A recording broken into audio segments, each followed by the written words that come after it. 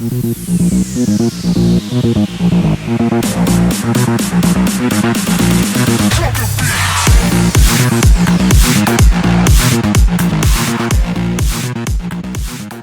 afternoon, everybody, and welcome to WRO South Africa's third webinar. This is our third one in a series that we have running. New ones will be put up very soon.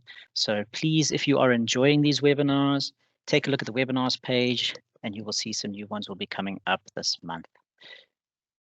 This webinar is all about Robo Mission and Explorer in depth. We were going to introduce the in-house challenge, but upon further thinking, we decided that it might need its own special webinar because of all of the changes that we have made with the feedback that we have received from multiple people around the country and the globe with some of the things that we are wanting to introduce.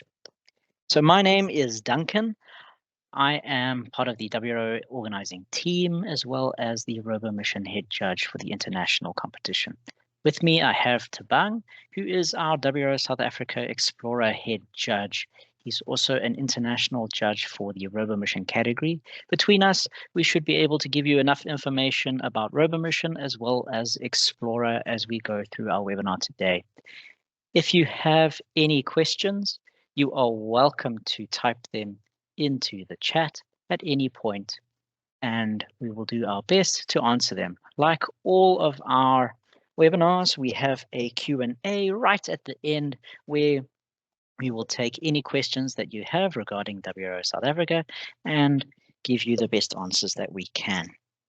All of these videos are recorded and put up on the website. So if you might have missed something or you've come in late, you'll be able to see what we were talking about. Just visit the webinars page on the website and you will be able to access all of that information. So for now, let's get going. So what is Robo Mission? Robo Mission is a table-based competition. That means that there is a specific table with sides and a mat that you would need to purchase in order to compete in the Robo Mission category. It is an exclusive category to the Lego product, meaning you have to use Lego items to build your robots and program your robots. What that means is you are only limited to the NXT, the EV3, as well as the Spike Prime within Robo Mission. All parts of your robot must have the Lego logo on it or must be parts of a Lego item. They do not have to be specific to the Lego set. They can be any Lego item. So if you've seen a very cool looking Lego retail set that has some awesome pieces in it, you are welcome to use that within the Robo Mission category. Within the category, there are 3 different age groups: elementary, junior, and senior. With those 3 age groups, there are 3 separate challenges. This is a timed competition, meaning that your teams have a certain amount of time for their robots to complete everything. You prepare everything beforehand and bring it with you to the competition. So let's delve a little bit more into Robo Mission. Some of the specifics: you will need to compete within the Robo Mission category. You need your specific age group mat.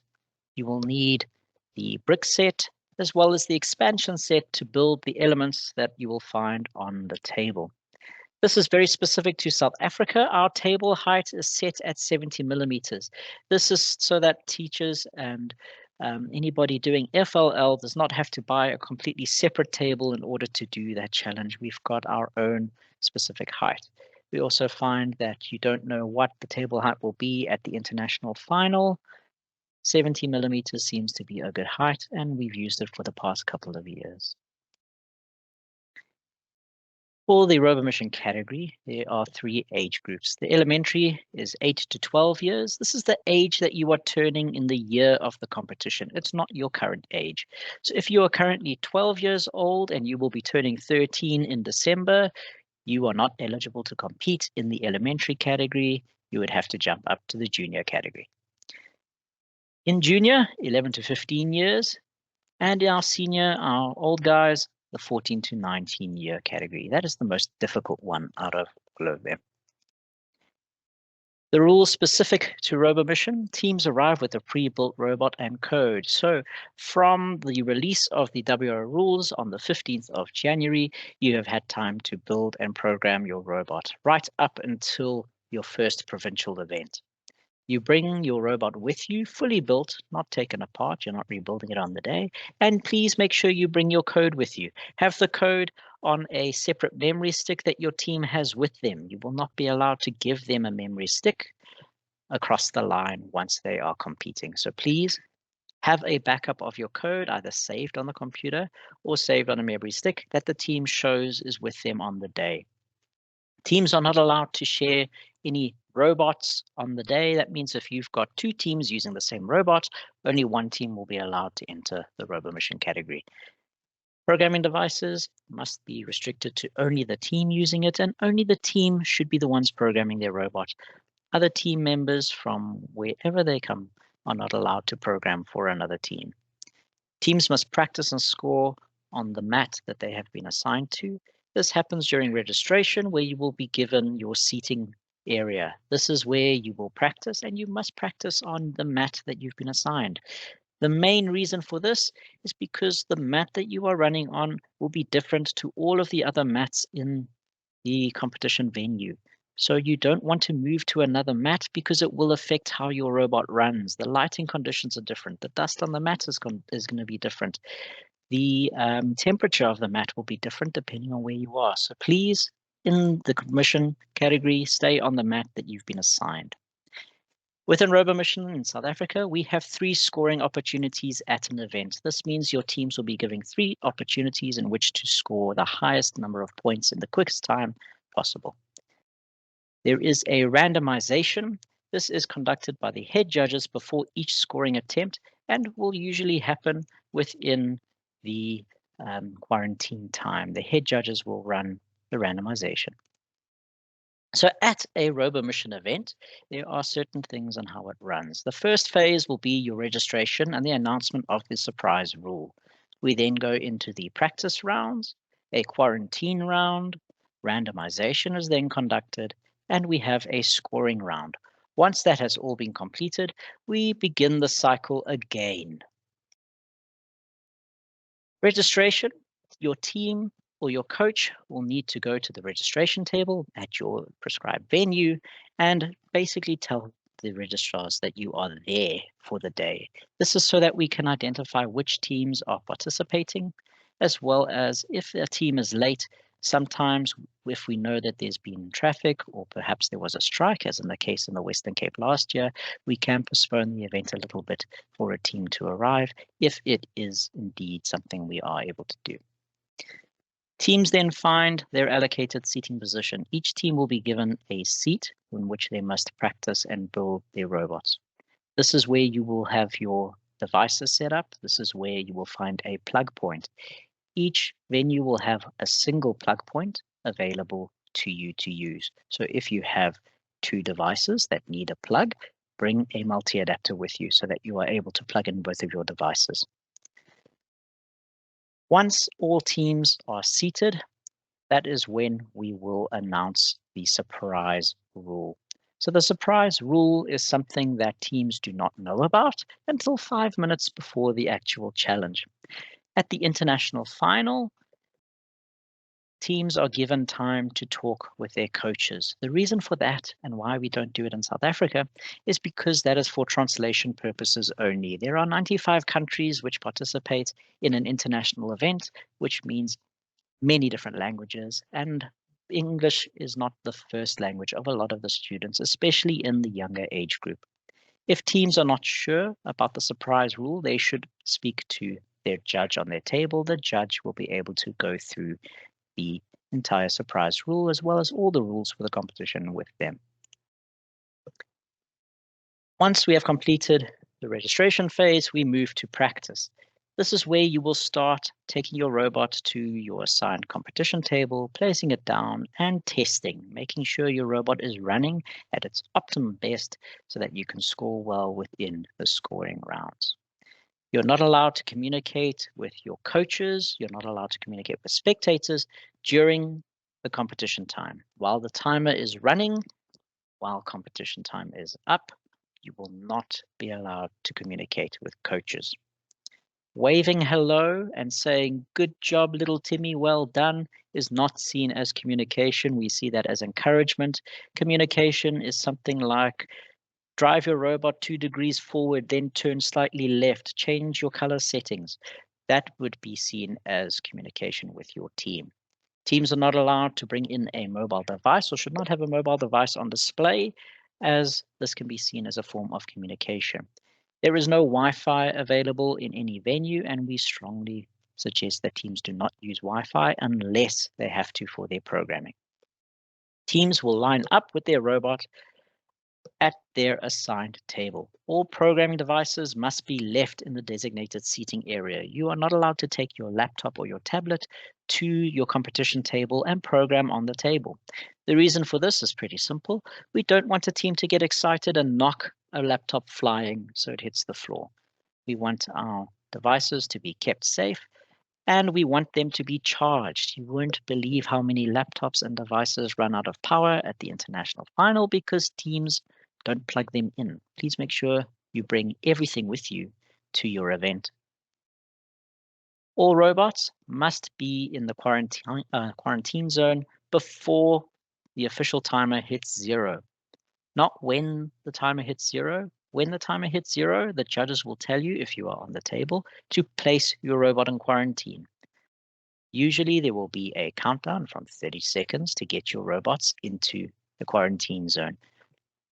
Now let's talk a little bit about quarantine. Quarantine is the official area where your robot will be sitting during this time. It is normally a table with a sheet of paper with your team name on it. This is where you must place your robot at any quarantine moment.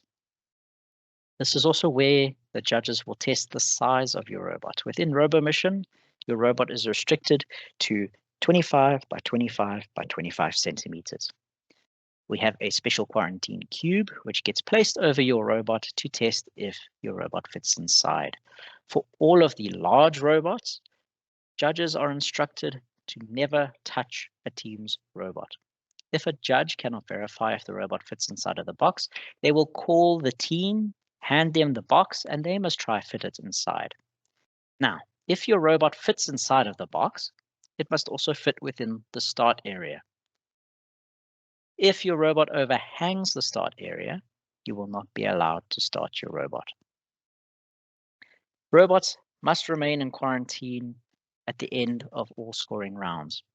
This is to not give any team an advantage where they would have an extra minute or two to program with their robots while others are busy scoring. You are also not allowed to upload any programs to your robot while it is in quarantine. If your robot fails to fit within the size limit, your team will be given 3 minutes to break down their robot and make some changes so that it can fit inside of the quarantine box. This is only a mechanical change. If the program is missing on the robot or the team did not upload the latest program, they will not be allowed to upload. A team caught uploading the program during this time will not be allowed to run during this round and will receive a score of 0 at the maximum time of 120 seconds. All robots again must be in quarantine before the timer hits 0. At the international, penalties apply for robots that do not make this time. Please chain your teams to bring the robots as early as possible. Once they're happy with how their robot is running, put it in quarantine, let it take a break, and let it rest. Randomization is conducted during this quarantine time. This is where the head judge will pull out various elements for the randomization on the table. All the competition tables in the venue will have the same randomization for the scoring round. That means all teams will have to attempt the same randomization. Judges record this randomization either by writing it down. You may see them take a picture to make sure that they set up the table in the same way for every team. Surprise rules may affect the randomization. So the kind of randomization that you have in the general rules might be different on the day because of the surprise rule. There may be an element in one of the positions which then affects how items might be randomized. We then get to the big one, the scoring round. This is where your teams are called up by judges. They will use the team name. So please make sure when you are registering your teams that your teams have given you a name that they will remember. Please don't enter teams as School 1, School 2, School 3, because we find that a lot of teams do not know what number they are, and when the judge calls them, they do not arrive or they don't hear it, and they lose out on a scoring run. So please make sure your teams come up with their own team name. No calibration is allowed to be done when the team places the robot in the starting area. During the scoring time, your team should follow all instructions given to them by the judges. The judges are instructed to be very nice and friendly. They will cheer when the teams do well, and they will cry with the team when they do badly. So trust the judges and trust the process. Your team must run the robot when the judge gives a signal. The judge will normally ask, "Are you ready to run your robot?" If the team says no, they will be given a little bit extra time. The judge will then ask again until the team says, "Yes, I'm happy with my robot, ready to run it." They'll make sure that the program is correct that they are running. Remember, when you are entering Robo Mission, you have a single autonomous program. You cannot have a program for all of the different randomizations. If you are found to be entering code into your robot, so let's say that if you place the ultrasonic sensor a certain distance away from the wall, this will then tell the robot which program it needs to run based on the randomization that is on the table. Your team will be disqualified from the entire event because this is a gross violation of the rules. Please make sure you read the general rules to see all of those violations. Robots then have a maximum of 2 minutes to complete the run. As soon as your robot starts moving, the judge will start the timer.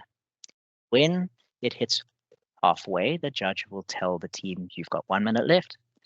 When it gets to 30 seconds, your judge will say 30 seconds, and then 10 seconds, they will give a countdown. When the timer hits 0, your team must stop the robot, stop the program, and leave it on the table and wait for the instructions from the judge. All teams need to touch the robot to indicate that they have ended their run.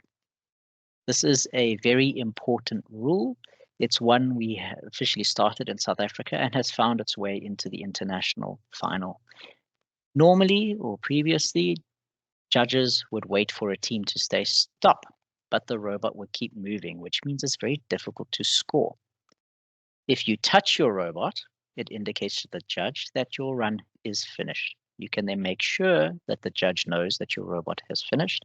It hasn't run into any other object, and you will be scored. Before we get the question, but in the rules it does say stop. It does say stop. However, it says if your team says stop and the robot keeps moving, the judge will keep timing until the robot comes to rest, meaning the robot must physically stop. Shouting stop will not stop the timer. So please make sure your teams know that they have to touch the robot. This includes if your robot has done everything and has stopped by itself and you run off in cheering and being very happy, jumping up and down, the timer will keep going until you touch the robot. So please make sure your teams know someone has to touch the robot in order for the run to end. A team may touch the robot at any time during the run to signal it has finished. So if they see their robot is running into an area where it's not supposed to, they might lose them points. Touch the robot. Let the run end and get the points that you have on the table. Teams have to leave the robot and all elements in the same position when the robot has finished. This means that once the team touches the robot, ends the program, they let go of the table and stand back. They mustn't start cleaning up elements, moving anything on the table. They must stand away from the table to give the judges an opportunity to start judging. The judge will score the teams based on the final position of the elements. A judge will not start scoring a team while the robot is moving. It is only once the robot has finished moving that we will score. That means that if you see a team pick up the correct element, it drives off to the right place, drives into the area, and then drives out, they will not get those points because at the end of the run, it is not within the scoring area. Teams are then given the score sheet to sign. The judge will tell them the score or show them the score that they achieved. If the team has calculated the score differently and they believe that it should be worth more or less points, they can refuse to sign the score sheet. In this case, the head judge will be called and the head judge will make a final ruling. Once that happens, the head judge can sign the score sheet with the official score that they deem possible. You cannot debate the score with the head judge. They will explain how it all works. But once a decision has been made, it is a final decision. Judges will not look at any photographic evidence or video evidence, mainly because it's on the other side of the area and the people in the spectating area do not have a good view of the table or see what was happening on the table and might even not know the conditions that were happening. Head judges' decisions are final. A team may only move the robot off of the table once the judges give the okay. This is for the rule when the head judge arrives. When a head judge arrives to a table which they've been called to, they want to be able to see it as the judge saw it. They will then make a decision based on how the elements are all positioned as the robot had positioned them. So please don't pick up your robot, leave it on the table and wait for the judges to tell you you may take your robot. Once that happens, you can move the elements back into their start position and you take your robot back and place it into quarantine. You don't take it back to your table, you place it in quarantine to wait for all the other teams to finish. Once that cycle has finished, we begin again with another practice round, a quarantine round, randomization, and scoring. The randomization will be different, or should be different, for each scoring run. So we've got 3 scoring opportunities, which means you should have 3 different randomizations. Now, delving into some of the Robo Mission rules, the start area for the robot. This is the white square area. Any piece hanging over into the black or blue area, the line surrounding the start area, will deem your robot as not being allowed to start. The judge will say that it doesn't fit inside of the box and your team will not be allowed to start. So please make sure if you have a big robot that it's set up correctly within that start area. Taking a look at the elementary age group, we have our beautiful elementary mat. Here, explaining the competition, you have 3 water block elements. These are going to be blue blocks. You have 4 red elements on the table and 4 yellow elements on the table. These are the scoring vegetables. You then have 4, I'm getting confused now, 3 green vegetables and 3 black compost blocks or soil blocks. Your robot needs to bring the blue water blocks to each green vegetable and remove the black blocks outside of that green square. Everything is pretty much randomized in elementary, so be prepared. There are some elements that are known. Taking a look at where everything needs to go, all of your red vegetables need to be placed inside of the red market area, your yellow vegetables into the compost area. The chicken must remain in its position, as well as all of the fences. You must then make sure that the black soil blocks are removed out of those areas completely in order to score. Within Robo Mission, unless rules state, items are seen to be as completely in unless it states specifically in the rules that it is partial. Completely means the entire element must be inside of the scoring area.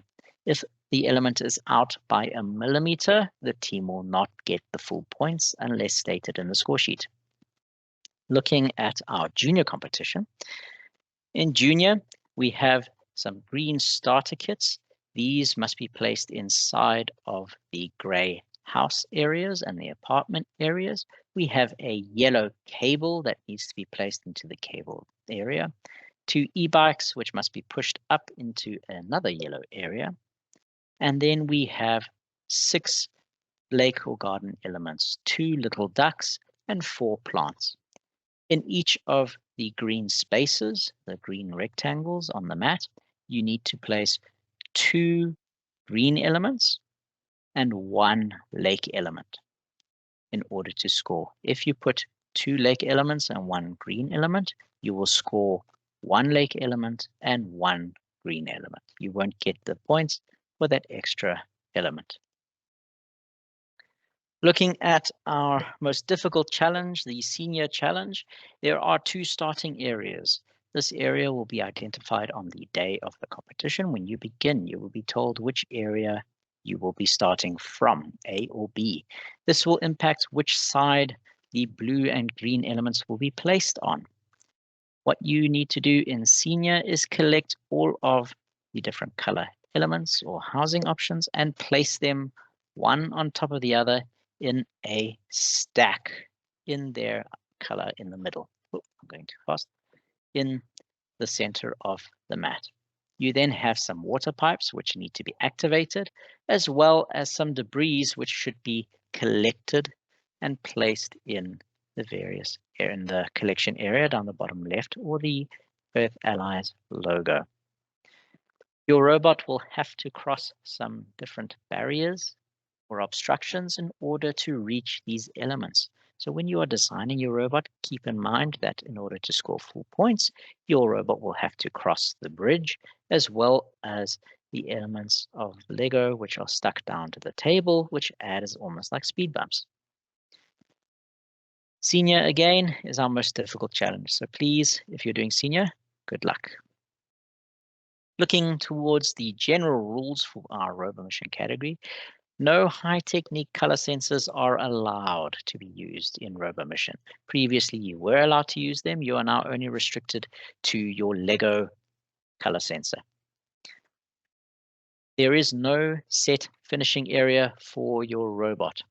Teams must touch the robot to indicate that they have finished their run. This is why I was emphasizing the touch rule. This will help to identify when you have finished your run. It will also give you the best possible time for your robot.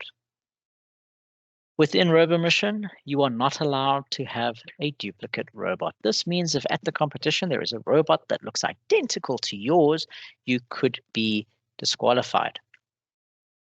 This is an international rule, and we cannot send you to the international competition if your robot is a copy. There are exceptions to this rule. If your teams are beginners and they all have the base model, they may still be able to run. If your team is a top performer with a copied robot, be prepared for the judges to make decisions around your robot. With that, you are not allowed to bring a robot that comes from an online source. This means if your team has watched many of the videos that you will find on YouTube of various robots for this year, and we see that specific robot at the competition, your robot will be penalized. Your team will still be allowed to compete. However, their score will be reduced between 50 to 20%. So please, let the teams build their robots themselves, let them understand how it works, and make sure that you don't have any copies. If you have questions regarding the Robo Mission category, you're welcome to put your questions into the chat and we will address them at the end. But for now, I'm going to hand over to my colleague Tabang. Tabang, over to you, who will now explain the Explorer category. Perfect. Thank you, Mr. Duncan. Very good afternoon to everyone. Hope you guys are doing well. So yes, Duncan just took you through the main course, which is your Robo Mission. I'm going to take you through the appetizer, the first meal, which is the Explorer category. So I'll just jump right into it. So first question, what is Explorer? So Explorer is a South African-based competition designed by the WRO SA team. And this is actually for learners who are new to the WRO competition and who are new to your robotics. So it is a very beginner competition. And again, it's for those who are still starting out with their robotics. There is no international final with the Explorer. The only stages that are there are your provincials and then your nationals. There is no international final. And in Explorer, there are two categories, which are your Explorer Lite and Explorer Prime, which we will actually look at as we go. And then the next slide, nice and easy, Explorer specs. Again, Explorer is a nice entry competition. It's a nice simple appetizer. So with this one, you won't need a lot. All you'll need is the Robo Mission Elementary game mat, as well as your brick set, which has the code 45811. So for this one, you will need the WRO expansion set, but you'll actually just need these two equipment, just your mat and your WRO brick set. And these you can actually order from Hands-On Technologies. So we actually have inserted an email down there, which you can actually email if you are still looking for the equipment, or else you can actually just email the Hands-On Tech guys and they'll actually assist you with that. Again, continuing with the specs, the Explorer competition is open to any programming language, so it doesn't need to be a Lego education software. It can be anything. But regarding the equipment, it is still exclusive to Lego products. So the controllers that you can use are your NXT EV3 Spike Prime, as well as your Robot Inventor. Those are the only robots that can be used for the Explorer. Robots are limited to one sensor of each. So robot can only have one ultrasonic, one color, one touch, and one gyro. And with the Spike Prime, of course, the gyro sensor is already built in. So again, limited to one sensor. A robot cannot have two of each. It can only have one. Jumping into the age groups, again, the Explorer has Explorer Lite and Explorer Prime. Explorer Lite ages 8 to 12. And with Explorer Lite, it's a partial scoring system. So if an element is partially in, kids will actually get points for it, unless stated otherwise. And again, it is the base challenge, nice and simple, a nice entry challenge. And then the Explorer Lite is for older children, which are aged 11 to 16. And with this scoring, it's a completely in scoring. So with the Explorer Lite again, partially in. Explorer Prime, the element will need to be completely in unless stated otherwise again in the rules. Again, standard challenge, but with an edit task just to make it a bit tricky for them, just to make it a bit more advanced and actually prepare them for the Robo Mission competition. And yes, a very, very keynote or like a key point is that teams can only enter Explorer once per age group. So a team can only enter Explorer Lite once, and they can enter Explorer Prime once. So if a team has entered Explorer Lite last year, they unfortunately can't enter Explorer Lite this year and would either need to move to Explorer Prime or move on to Robo Mission. Likewise with Prime, if they've done Prime last year, they can't do Prime again this year, but they would then need to jump onto the Robo Mission category. And then similar to the Robo Mission, regarding the start of the robot needs to start within the borders. With the example we have currently is that the robot should start inside the white area. It must not overlap or go over the borders. So that there is just a nice example of how a robot should start and how it should not start. So again, that's just basic start. And then now jumping onto the Explorer Lite category and the challenge. So with the Explorer Lite, we have actually introduced, with Explorer, we have introduced a basic randomization for teams, again, just to prepare them for the Robo Mission competition. So there will be, for Explorer Lite, one randomization, which is done in area 1 there. So that area will be randomized. So you have your 2 green tomatoes and your 1 red. That at the start of the competition will be randomized. And then the randomization will stay until, it will stay for the duration of the competition. Area number 2 there will stay as it is. So the red tomato will be closest to the swimming pool. So area 1 randomized, area 2 not randomized. Perfect. So there we go. So taking you through the Explorer and the scoring, your robot will start again inside that white area. No piece should be overhanging or should be outside the borders. Should start completely inside there. And then from there, nice and simple, getting to the points now, your kids should program their robots to follow a line. If they do that, they will actually get 30 points. And another bonus 20 points, nice and easy, is when they actually use the ultrasonic sensor to start their robot. So once the ultrasonic sensor sees an object in front of it, then the robot runs, the team will then score 20 points on that one. The chicken then will then need to be moved from its starting position to the nest. And for Explorer, if the chicken is touching the nest, they will then score the 30 points. It just needs to be touching. Orientation doesn't matter as long as the chicken is either in the nest or touching the nest, then they will score those points. The 2 red tomatoes will need to be collected and transported to the red market area on top there. And again, Explorer Lite works with partial scoring. So if an element is partially in, children will score full points. And if the element is broken, then that's where children will score for 0 for that piece. So those are the red tomatoes. And then moving on to the blue water blocks. These blue water blocks will need to be collected and placed in 2 of the 3 greenhouses there. So per greenhouse, you can only have 1 water block. You can't have 2 water blocks inside 1 greenhouse. If you do that, then we'll only score for the 1 water block. And again, partial scoring counts here. So if the block is touching the greenhouse, then they will score points for that one.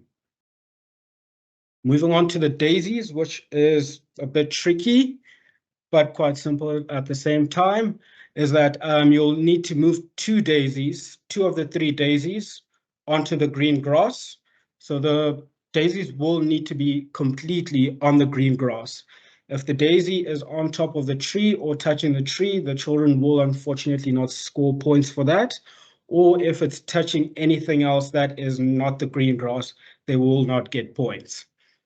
And it is 10 points for each daisy that is on the green grass. And then after that, children will need to collect 1 daisy and try and put it or get it either inside the peach circle or the orange rectangle. If they get it inside the circle, they'll score 20 points. And if they get it inside the orange rectangle, they will score 40 points. So with this one again, if it's touching the circle, they get 20 points. If it's touching the rectangle, they will then get 40 points. And again, like the water blocks, we only score for 1 daisy in that area. So if you have 1 daisy in the rectangle and 1 in the circle, we will take the one that will give you more points, which is the rectangle. And for the other one, you will not score points because it will be outside the green grass area. And then the bonus points that you'll get is for the compost boxes, the black boxes there. If these are not moved, teams will get points as long as the block is inside those gray area or inside the gray area, they will get points. If it just goes outside, then they'll lose those points. Likewise with the green tomatoes, if those are not moved, they will get points. If it is moved or knocked down, then they won't get those points. And then you do have the diver as well. So the diver, all the children need to do is make sure they push the diver into the swimming pool and to just make sure this diver is completely inside the swimming pool area. So I'll just move on to the daisy just to show you. Blown up image, there we go. So if the daisy is on the green grass, you'll get your 10 points. If it's touching the circle, you'll get 20 points. And if it's touching the rectangle, you'll then score your 40 points. An example of partial scoring is with the red tomato there. It is partially in, but again, teams would then score full points on that element. Then moving on to the next slide, going on to the prime. So prime will have a similar layout to light. For prime, it will be quite different as the scoring will then be completely inside. And there is an extra element that is added on the table, which is the cutting box. And for prime again, they will have two randomizations. So randomization in area 1 and then randomization in area 2. But in area 2, like the example you have, there will be one empty space there. So that's prime, two randomizations, cutting box added onto it, and it uses a completely in scoring system. Unless, of course, stated otherwise, like the chicken there, if you move the chicken and it is touching with prime as well, you will get the points. But with the tomatoes or the red tomatoes, you will need to make sure that they are completely inside the area. And if you look at your score sheet, it will actually state and actually give you the elements that need to be completely in and those that will need to be touching. Then moving on to the cutting box, there we go. So teams will score 20 points if the daisy is touching the circle, but will only score the 40 points if the daisy is completely inside the rectangle area. If teams manage to pick it up and put it inside the cutting box, they will then score the 60 points there. And then to show you the completely in scoring format, like you have the red tomato there, that's partially in. Teams will unfortunately score 0 for this one, as with prime, it is a completely in scoring system. I'll then just move on to the next slide. There we go, onto the Explorer scoring. So again, light and prime, partially in and completely in. Just depending on which competition or which category you entered in, that scoring will then apply. And then teams must score and practice on their assigned table, similar to Robo Mission. The table that teams get assigned to, they must then stay on that table during the competition. They can't move on to another table. They should stay on their table. With Explorer, you do get 4 scoring opportunities. So teams can actually just go up to the judge as well. And when they are ready to score, they can actually just tell their judge that, "Judge, we would like to place our first score." And then they'll press play, run their robot. If they are happy with the performance of the robot, the judge will then just score them. And then again, if they're not happy, they can actually go, "Judge, please don't score that one. We'll come back later." And when they come back and they do well, judges can then score them. So they have 4 scoring opportunities. If they get 100 for the first score, and for the next score they get 80, the judge will not take down that 80, but will need to take a higher score. So anything above 100, the judge will then take from there. So I think I have covered the scoring part. And then now moving on to the determining a winner. So this here is the fun part. So again, the highest score wins, of course, highest score in the quickest time. And there is an example given to you below there. So team A and team B. There we go. So team A scores 100 and team B likewise scores 100. Team A scored it at 1405, while team B scored it at 1400. Team B will then get first place because they scored their run earlier, hence why the ranking there, you see team A and then team B. So it's all dependent on when they actually scored and the highest score. And then just updates to the Explorer. Teams are not allowed to show up to the competition with my blocks. This is just to prevent cheating, as we've actually had a few cases where teams show up with a pre-built my block, and all they did was actually just run the my block, and it actually completed the whole challenge. So teams are not allowed to show up with my blocks.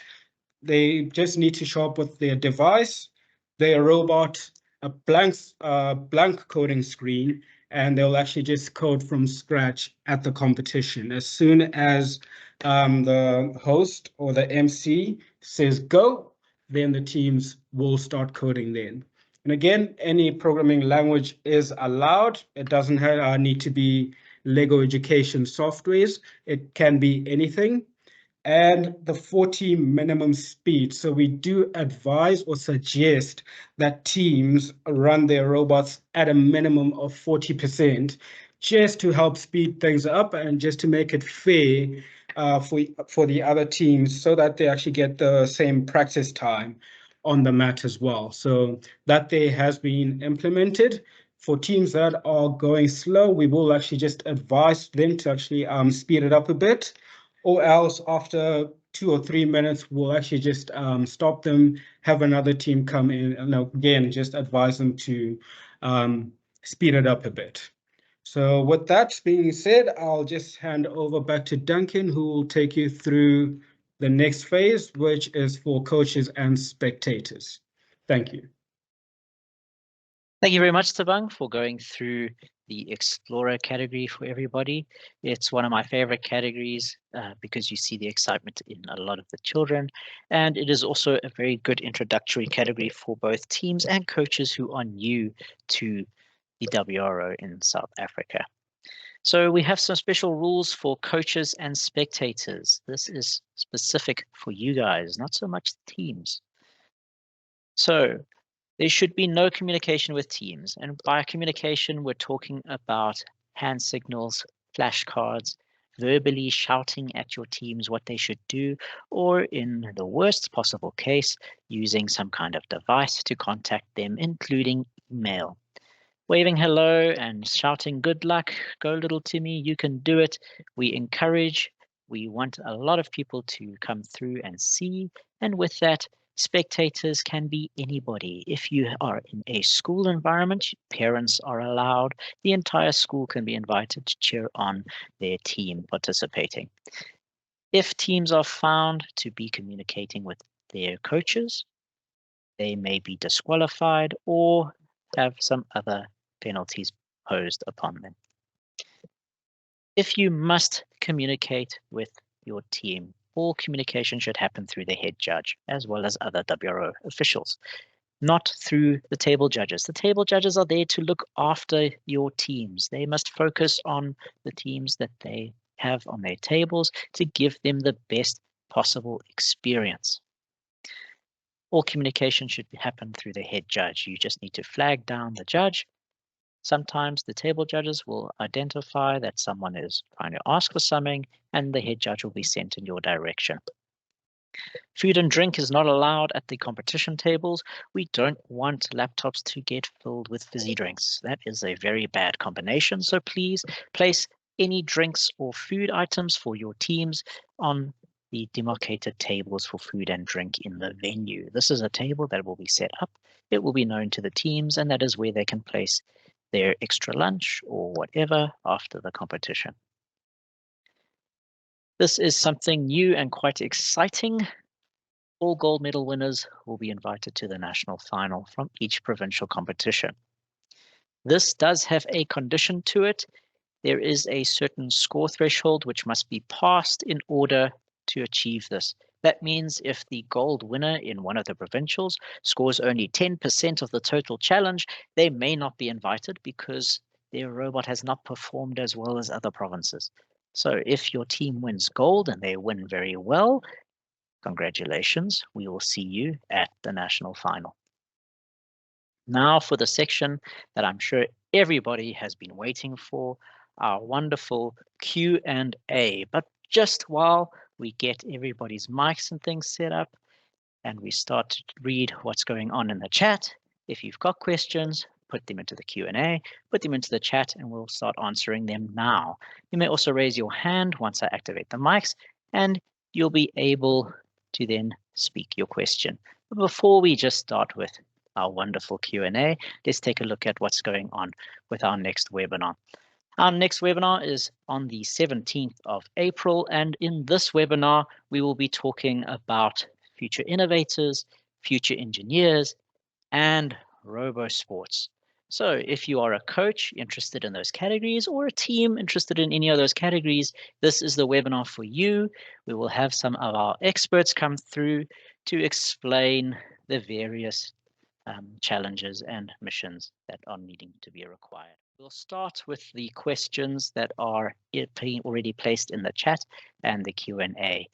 So I see that in the Q&A, if I start in that place, we have a question regarding the table for junior within Robo Mission. So in junior, there is a cable, and the question is, can this cable be placed onto the robot before the start time? The answer there is yes. This also affects elementary, the blue block. Any item starting in a start area, generally, unless stated otherwise in the rules, may be placed on the robot before the robot starts running. However, within the general rules, this item must be considered as part of the robot during the testing, which means if this piece overhangs the start area, your robot will not be allowed to start. We then have another question regarding the water block for the elementary challenge. So the water block in the start area, can it be taken out of the robot's way if it's not being used? Or should the robot just drive over it or move it out of the area? You may place that block anywhere you like within the starting area. The block has to be within the starting area. It does not necessarily have to be placed on the robot. So if your robot is not taking up all of the space in the area, you could place it in a corner of the starting area, but this block must be inside of the starting area. A question about duplicate robots. So what do you do about a duplicate robot? You can't ask your students to redo it based on the time limits. When we talk about duplicate robots, we're looking at robots that we would say are 95% the same. It means they look the same, they have the same program, everything about the robot is the same, which indicates to us that the teams maybe collaborated or a coach designed the robot for them. We also base it on a big range of criteria, and it's very seldom that we encounter, especially in South Africa, duplicate robots. So if you are worried about your team having a duplicate robot, best thing to do is to just send us a question at WRO-SA, and we'll be able to give you an answer as to how related your robots are, how duplicated they are.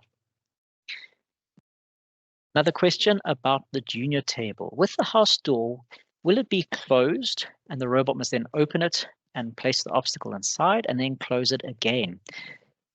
In junior, the house element is in the middle of the mat. This door is completely open at the start. It is open at 90 degrees. So your robot just needs to place the object inside and close it. You need to close it so that the door is almost completely shut or the door is entirely within that gray demarcated area. In order to score the points for the element being inside, it must be completely inside of that green square that's in the house. If it's overhanging a little bit, by overhanging, it's projecting outside of the area, it will be seen as inside. If part of it is touching the gray area, it will be seen as not completely inside. We've got a question about the starting area in senior. So will the start area remain the same or will it change for the different scoring rounds? On the day of the competition for the senior Robo Mission category, the judges will randomize the area at the start of the competition day. Teams will be told, this is the start area you are using, position 1 or position 2. If position 1, for example, this will be the start area for the rest of the competition day. That means that once the start area is determined, it will not change. So your teams will not be running from one side of the mat to the other side of the mat. Then our last question in the chat there. Are there any photos or videos available for the Robo Mission on where the elements need to start and end? This is my first Robo Mission with the students. Yes, you can find some very useful videos online. What we can do is if you send an email to WRO-SA, we'll be able to send you some information on that. The rules do show it fairly well, but again, if you're not sure about what to do or where it should go, then you can find the video. The best thing really would be to ask us, as in my experience, sometimes teams will put up videos that will be based on trying to confuse other teams and get them to not score as well. Please also note that based on the national organizers in your country, they may have a different set of rules. So if you watch a video from India, for example, it may be different to what we have here in South Africa. But there are some that explain just the basics of how everything starts and where everything needs to go. We've got a question there again. If the birthday is on the 31st of March, they've turned 15, can this child stay in junior? So if the child is 15 years old and they're turning 15 in the year of the competition, they will be eligible for the junior category as well as the senior category. So they can stay within junior if they are 15 and they are not turning 16 in 2024. If you have questions and you're not quite sure where they should go, please email wro@handsontech.co.za and we'll be able to answer your question. We have a few people watching that link and we will give you the best answer that we can. If you're not on the mailing list, please make sure you jump into the mailing list. It is very, very important and very useful. You will be able to receive updates as they happen for all of the venues, as well as any WRO South Africa news. We also put in all of the international updates that happen through the Q&A system, which may affect your teams. We run in South Africa a competition as close to the international final as possible, both at the provincial level and the national level. So please, your teams, when attending a WRO South Africa event, will have the international experience and rundown to prepare them for the international. I see we have a question that someone's put through. As the competition is on a Friday afternoon starting during school time, will the teams get a letter to leave the school earlier? We have sent out letters to schools before, so we do have something that we can push for teams to leave. This will only affect teams doing the Explorer category. If you are doing Robo Mission, Future Innovators, Robo Sports, and Future Engineers, your competition does not happen on a Friday, it will be on a Saturday. So that's only for Explorer teams where you have selected a Friday event. Thank you very much, everybody, for attending. Thank you, Tabang, for joining me today. And